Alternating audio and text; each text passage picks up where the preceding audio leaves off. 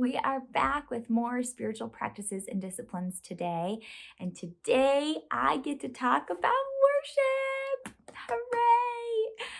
I was going to say it's my area of expertise, but I don't actually think you can ever be an expert in worship. We're all learning and growing more and more in this thing called the Christian life together. I'm not an expert, but it is my job. I am the worship pastor. And so I'm really excited to be able to talk about this with you today. When we think about worship, I think our brain automatically goes to religion, right? Our Christian faith. And I think those who are in the church world, our minds often go to music, right? The songs we sing when we first come to church at the beginning of a service, on a Sunday morning. And those are both correct. Yes, those are both worship. But what's interesting is God created humanity to worship. It's inside all of us. We all worship something, whether you are a Jesus lover or not. Worship actually exposes or shows us what we value the most. What is at the top of our list of things that we value the very most? For some, it is going to be success or happiness or approval of others, and then for others, it's Jesus. It's the God of the universe. And so worship is multifaceted and it looks a lot of different ways. And none of those things are wrong, but we all do it.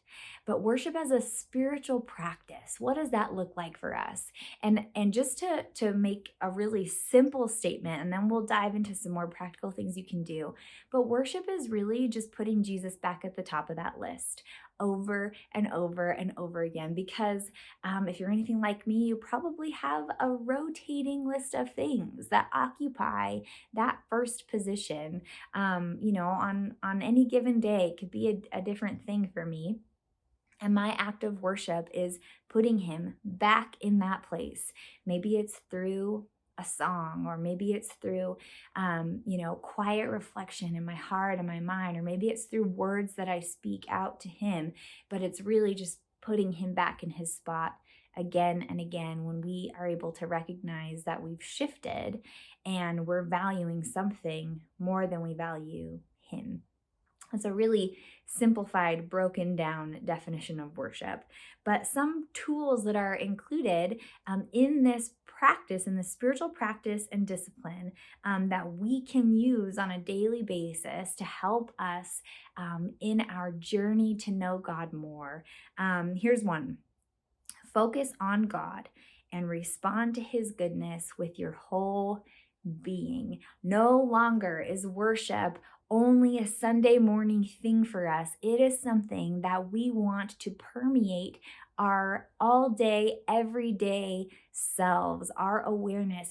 Can we take breathers throughout the day and focus on God and take a moment, take some deep breaths, do a little body scan, and what does it look like to focus on him with your whole being, with your mind, with your emotions, with your body, maybe lifting of your hands or getting on your knees or closing your eyes and bowing your head. What does worshiping, or I should say focusing on God so that we can worship him with your whole being, what does that look like for you? But that's a practical way we can do that throughout the day. And the second tool is seeking first his kingdom and keeping everything else second. Doing check-ins again throughout your day, maybe, during your quiet time, if you have that, whenever you have a second, and asking yourself, am I seeking his kingdom first? Maybe, before you start your work day, reevaluate, where's my list at? What's in the number one spot? Is his kingdom, is his glory, is he in the number one spot?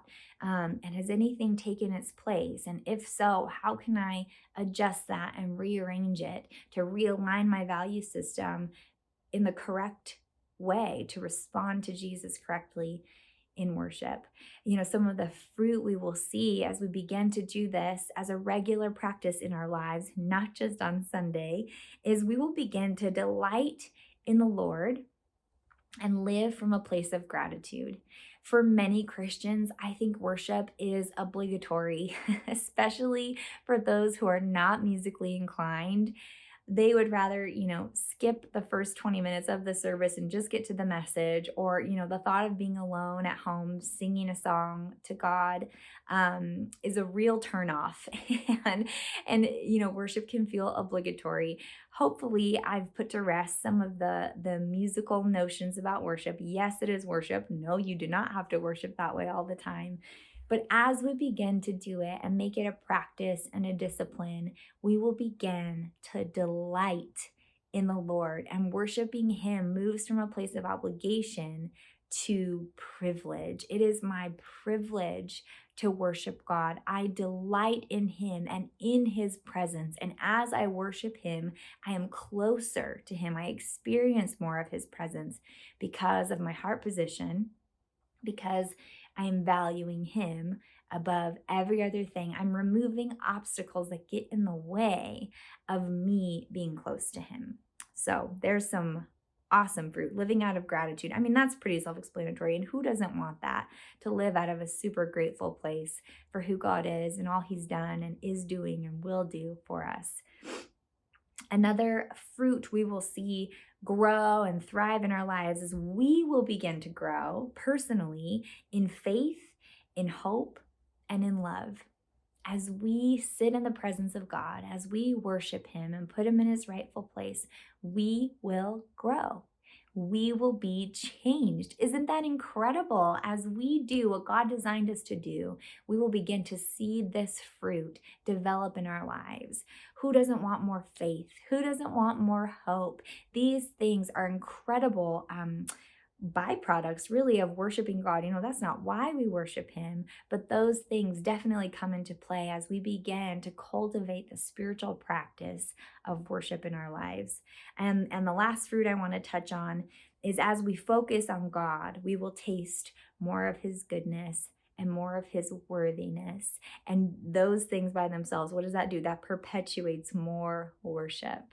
As we begin to see His goodness more and more and see His worth more and more, our response will be to worship more. It's just this beautiful cycle that keeps feeding into itself, never ending. I think that's why the Bible talks about worship will never end in heaven, because we will just experience His goodness, and that just perpetuates worship. So as we focus in on Him, we will taste more of His goodness and see more of His worthiness. And those are amazing fruits of cultivating worship in our lives.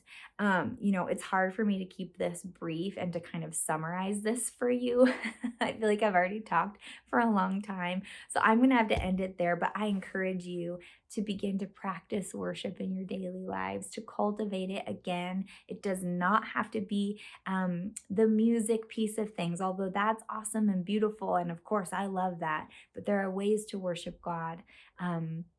There are other ways to worship God, I should say. So be encouraged today. I pray that we practice the spiritual discipline of worship throughout our week, and that we begin to see our lives transformed as we do so. Be blessed, and we'll see you next time.